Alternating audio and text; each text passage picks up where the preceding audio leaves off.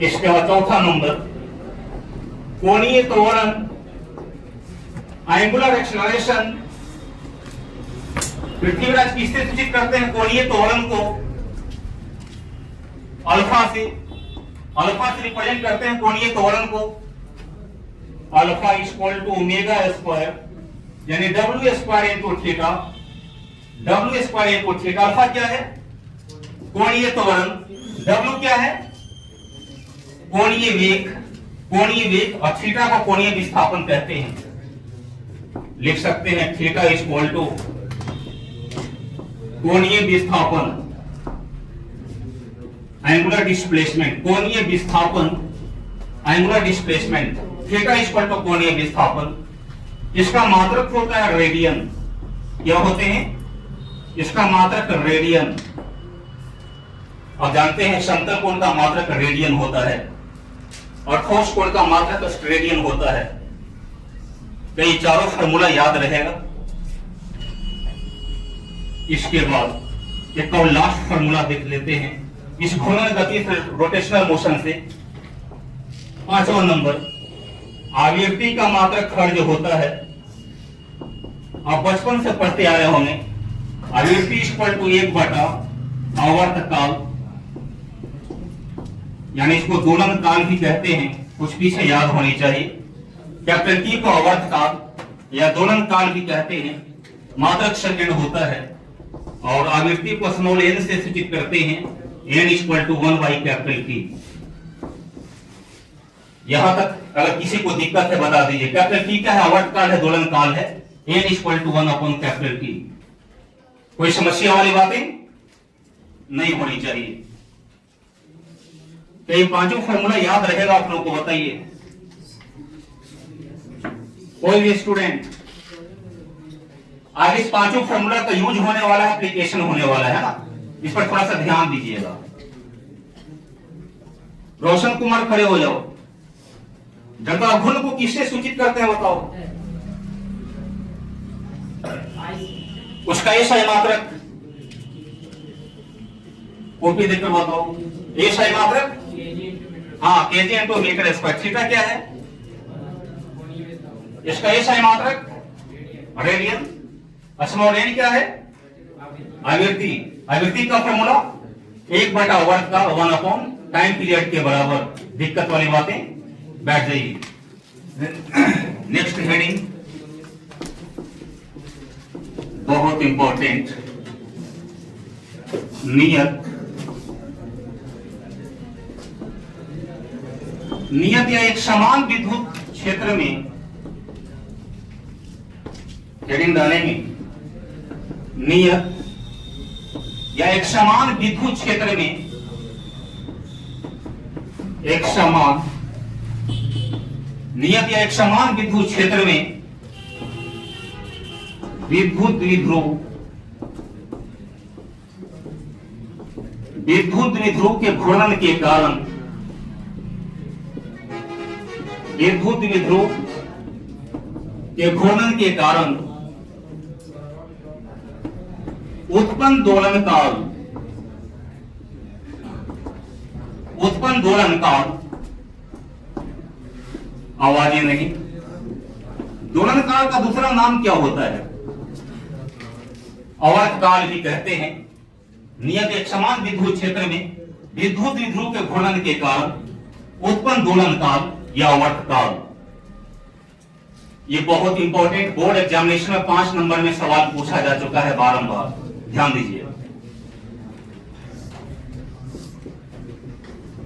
चलिए फिगर को ड्रॉ करेंगे सभी लोग।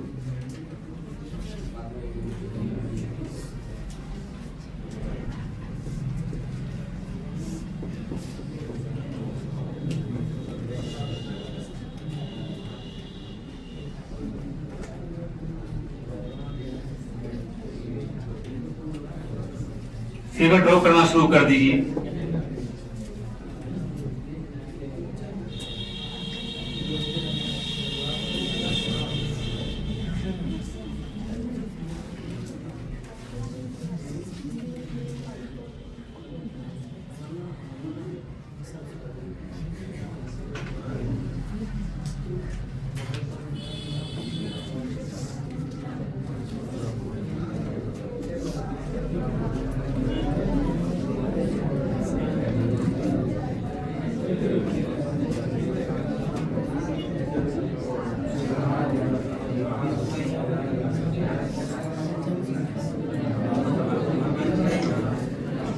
चलिए फिगर ड्रॉ कीजिए।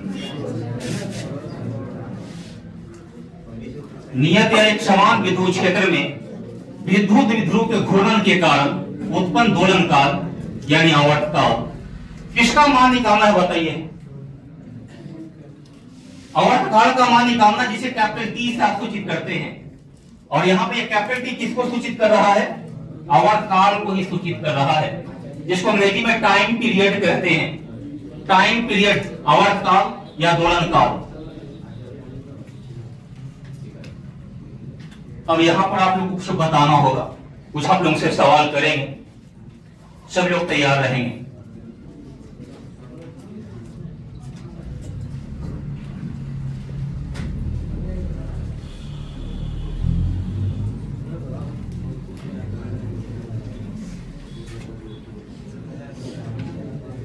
चलिए सवाल करना शुरू करें। किनका किनका फिगर हो चुका है बताइए। कितने लोगों का फिगर हो चुका है? ये चित्र हो चुका है। दोलन काल का ऐसा ही मात्रा का बताइए। दोलन काल का मात्रा क्या होते हैं? यूनिट क्या होते हैं? सेकेंड होते हैं। आवृत्ति का मात्रा क्या होते हैं बताइए? हर्ट्ज होते हैं। कोणीय त्वरण को किससे सूचित करते हैं? अल्फा से। कोणीय विस्थापन को थीटा से, है ना। ये घूर्णन गति में पढ़ना था 11th में, एक चैप्टर था रोटेशनल मोशन। बैठ गई, थोड़ा सा मेरे बातों पर ध्यान दो। यहां पर कुछ त्रिकोणमिति का कंसेप्ट आएगा। पृथ्वीराज खड़े हो जाइए और जवाब देने का प्रयास कीजिए। जब इस तरीके से जब विद्युत द्विध्रुव रखा हुआ रहता था, जब क्षैतिज के साथ थीटा कोण से घुमाते थे, थीटा कोण से, तो बला घूर्णन का सूत्र क्या होता है? टॉर्क का फॉर्मूला क्या होता है? Torque equal to P sine theta. महत्तम बला घूर्णन का सूत्र क्या होता है? Torque equal to P. 90 degree पर महत्तम होता है बला घूर्णन, टॉर्क महत्तम होता है। चलिए बैठ जाइए, आप खड़े हो जाइए। लास्ट में जब यह विद्युत द्विध्रुव है माइनस क्यू प्लस क्यू वो थीटा कोण से घुमा रहे हैं, द्विध्रुव के घूर्णन के कारण, रोटेशन के कारण बला घूर्णन का formula tau equal to P sine theta formula होता है। तो कार्य का फॉर्मूला क्या होता है? W equal to what? कार्य का सूत्र क्या होते हैं? W equal to P into 1 minus cos theta. कार्य का फॉर्मूला निकाले हैं W equal to P 1 minus cos theta. विद्युत स्थिति ऊर्जा का फॉर्मूला क्या होता है? खड़े हो जाइए। Minus P cos theta. उसको अदिश गुणनफल में कैसे लिखते हैं बताइए?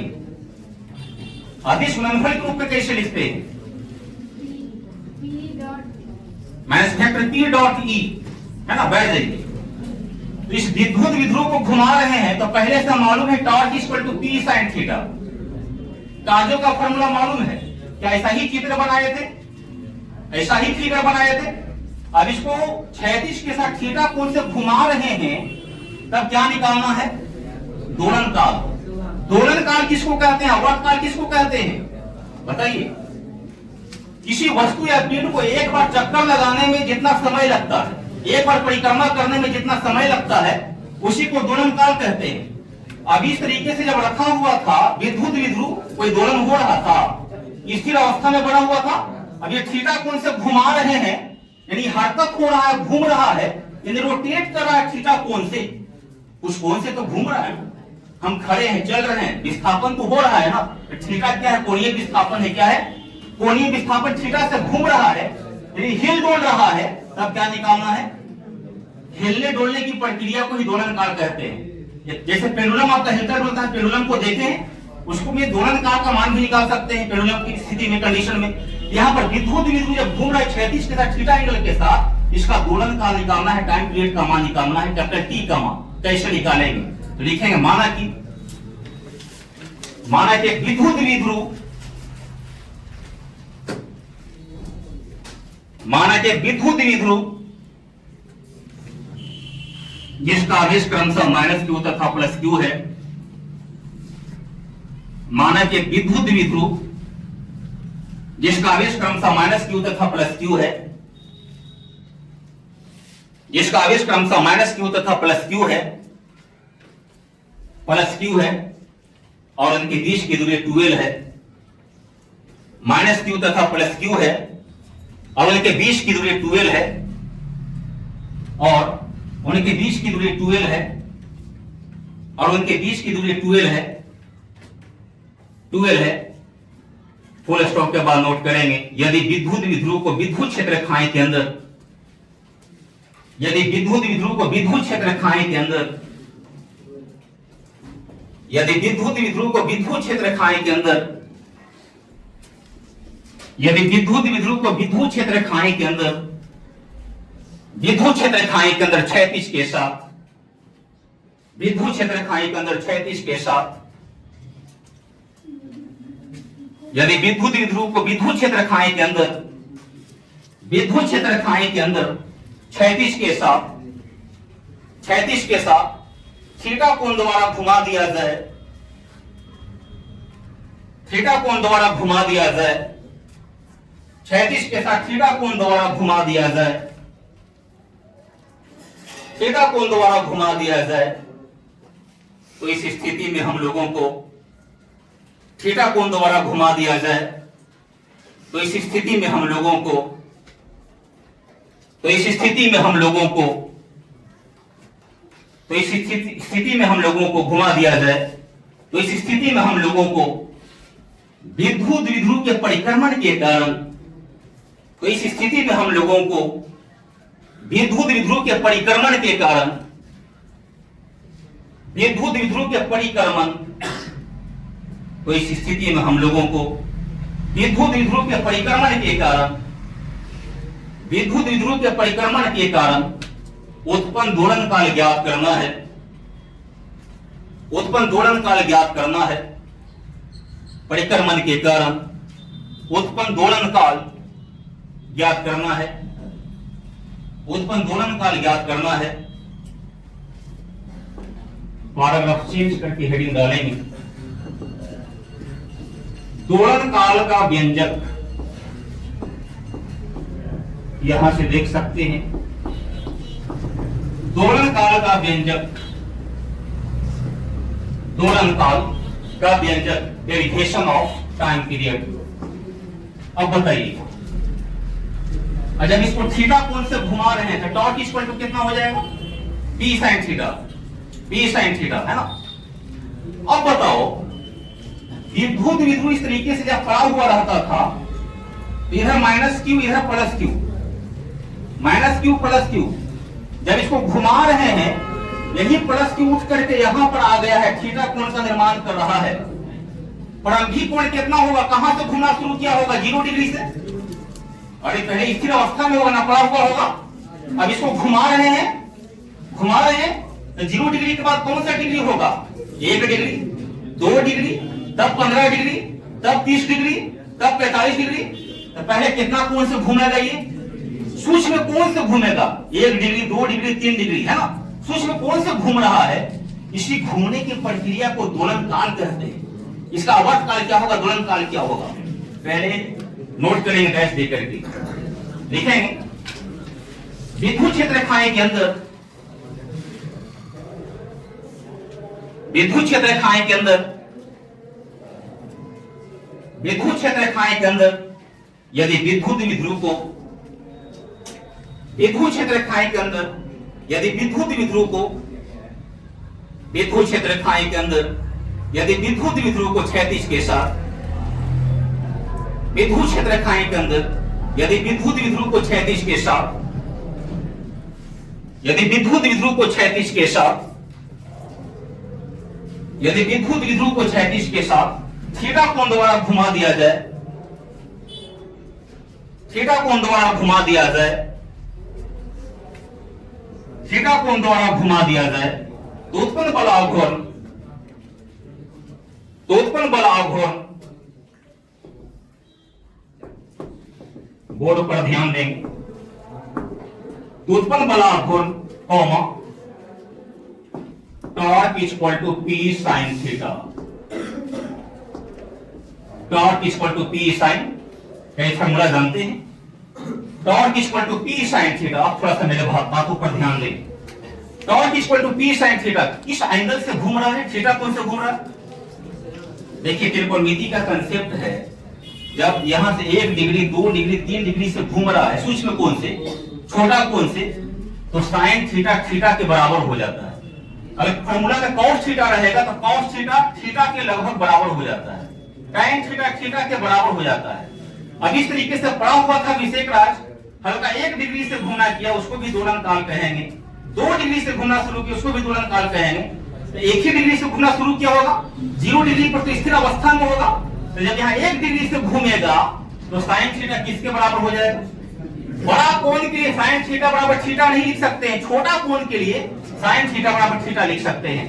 नीचे नोट करेंगे, यदि इसके नीचे नोट कीजिए, यदि विद्युत क्षेत्र रेखाएं के अंदर, यदि विद्युत क्षेत्र रेखाएं के अंदर, यदि विद्युत क्षेत्र रेखाएं के अंदर विद्युत द्विध्रुव, विद्युत क्षेत्र रेखाएं के अंदर यदि विद्युत द्विध्रुव, यदि विद्युत द्विध्रुव सूक्ष्म कोण से घूम रहा हो, सूक्ष्म कोण से घूम रहा हो, विद्युत द्विध्रुव सूक्ष्म कोण से घूम रहा हो, सूक्ष्म कोण से घूम रहा हो, सूक्ष्म कोण से घूम रहा हो, तो इस स्थिति में, सूक्ष्म कोण से घूम रहा हो तो इस स्थिति में, तो इस स्थिति में कौमा साइन थीटा लगभग थीटा के बराबर होता है। इसको लगभग पढ़ते हैं या प्रॉक्स पढ़ते हैं।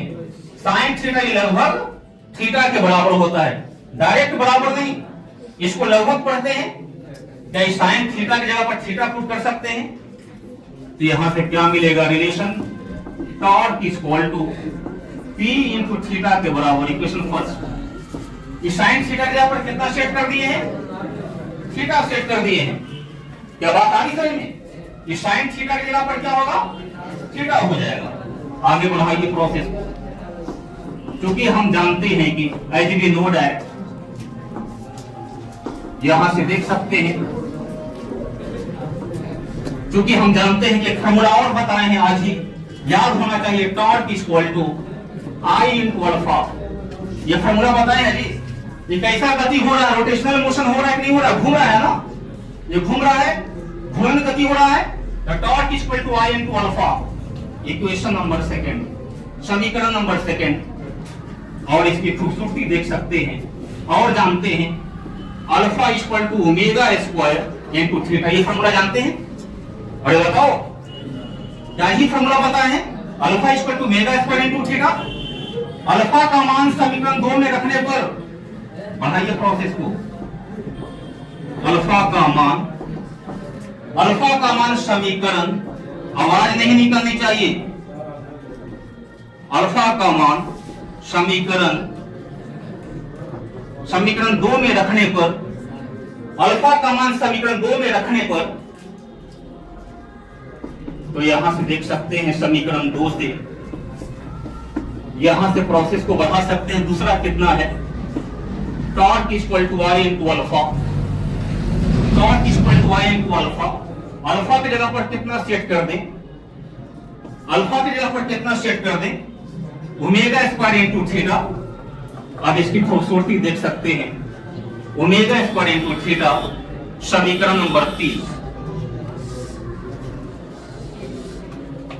मैंने क्यों बताया था? इसीलिए alpha equal to omega square into theta जानते हैं। इस अल्फा का मान 2 में रख देंगे तो क्या इक्वेशन बनेगा? Torque equal to I omega square into theta के बराबर, समीकरण नंबर 3। ये W क्या है? कोणीय वेग, कोणीय वेग जिसको ओमेगा रीड करते हैं, पढ़ते हैं। क्या 1 और 3 को देखिएगा, 1 और 3 को देखिएगा, दोनों का बायां पक्ष बराबर है, LHS बराबर है। क्या RHS बराबर कर सकते हैं? बढ़ाइए प्रोसेस को, समीकरण 1 तथा समीकरण 3 से। और यहां से देख सकते हैं समीकरण 1 तथा समीकरण 3 से, क्या जी प्रभात जी कुछ पल्ले पड़ रहा है यहां पर, फिर फॉर्मूला पर ध्यान देना है, सूत्र पर। समीकरण 1 तथा समीकरण 3 से, चलो जी पहला का दायां पक्ष कितना है, पी थीटा के बराबर।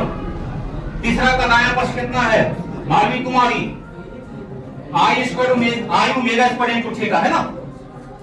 क्या 1 और 3 से चलिएगा, दोनों का एलएचएस बराबर है, आप आरएचएस बराबर कर सकते हैं, बिल्कुल कर सकते हैं। और थीटा इज कैंसिल आउट। अब यहां से देख सकते हैं, बढ़ाइए प्रोसेस को, ओमेगा स्क्वायर इक्वल टू क्या मिलेगा, बताओ ओमेगा स्क्वायर इक्वल टू क्या मिलेगा, पी अपॉन आई। कोई समस्या वाली बात ना, omega square equal to P upon I के बराबर, कोई समस्या वाली बातें। अब इसकी खूबसूरती बढ़ा सकते हैं, या ओमेगा इक्वल टू यहां पर जब प्रोसेस को बढ़ाएंगे स्क्वायर से दाईं तरफ रूट चढ़ेगा, यहां पर लिख सकते हैं रूट पी अपॉन आई के बराबर। कोई समस्या वाली बातें, अगर दिक्कत है तो बताओ।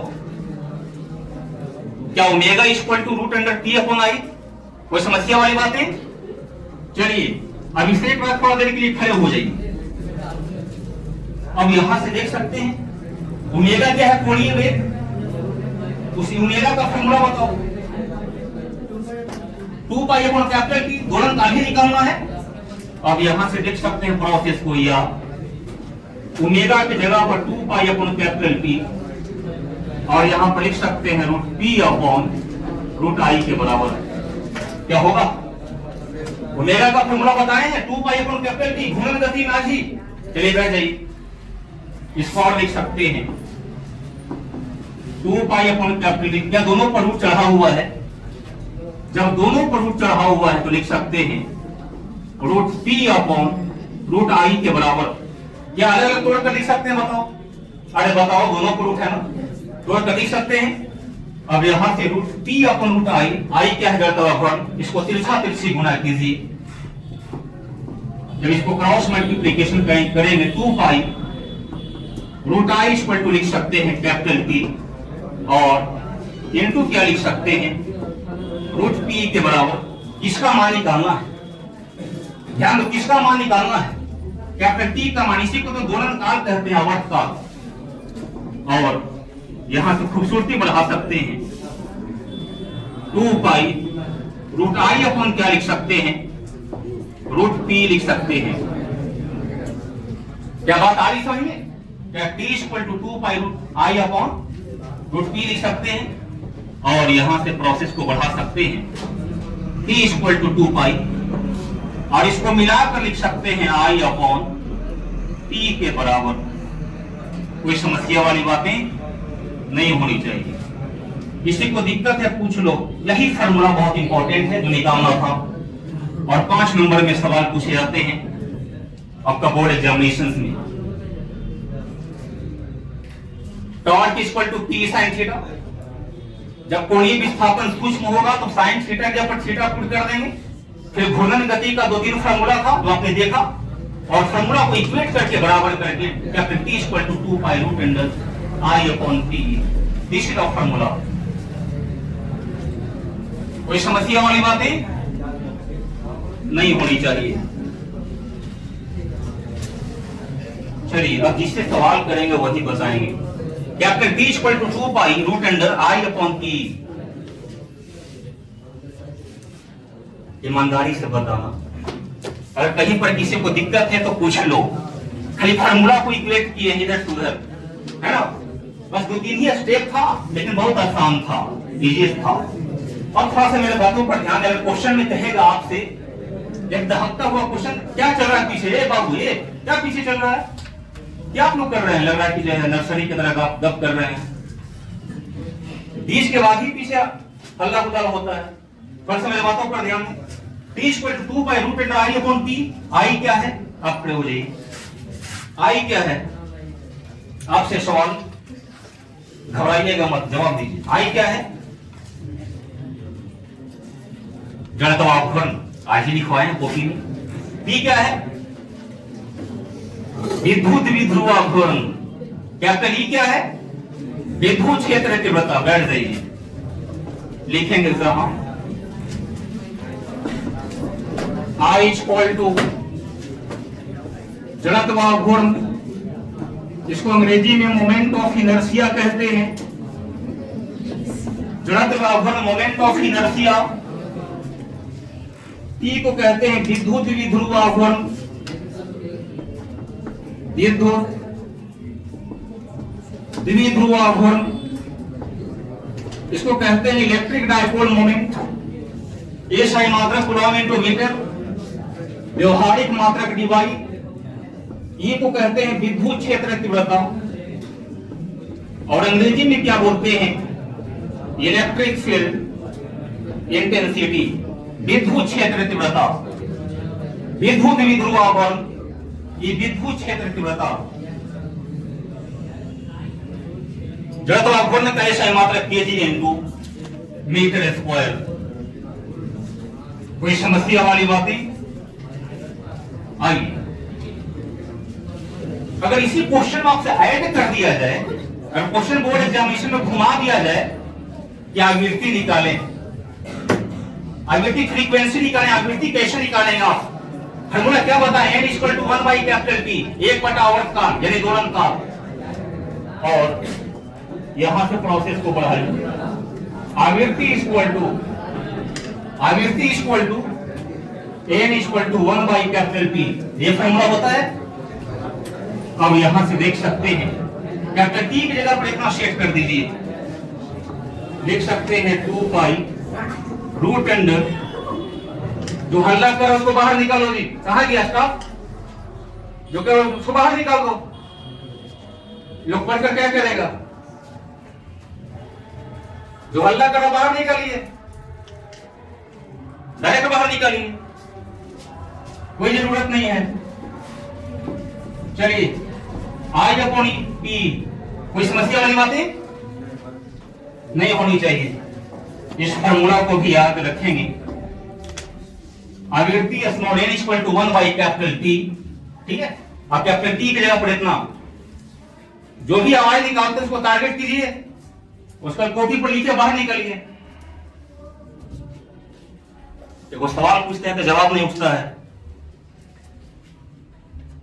ये मत सोचिएगा। आप लोग ना फीस अगर नौकरी की करता है ना, मालूम आप लोग के लिए 3,000-3,500 के लिए हम जब भूखे हुए नहीं हैं, तो हमसे ज्यादा खर्चा होता है।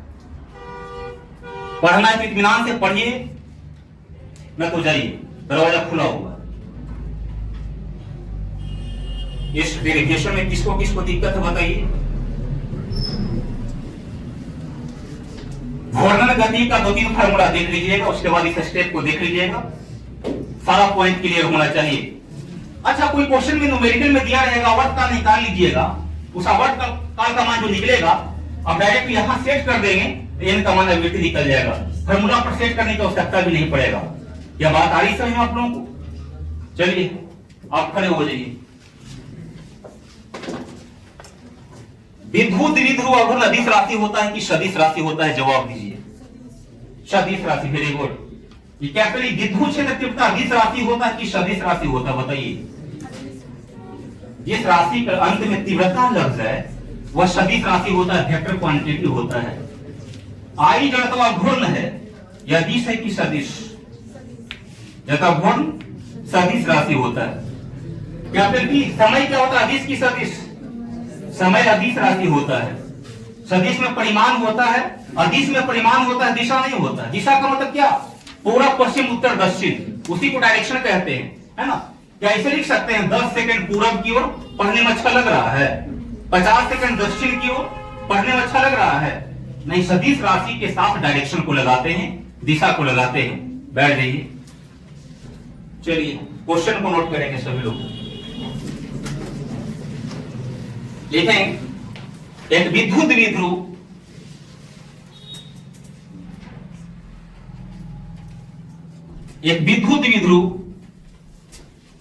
जो विद्युत क्षेत्र रेखाएं के अंदर, जो विद्युत क्षेत्र रेखाएं के अंदर क्षैतिज के साथ, विद्युत क्षेत्र रेखाएं के अंदर क्षैतिज के साथ 45 डिग्री कोण द्वारा घूम रहा है।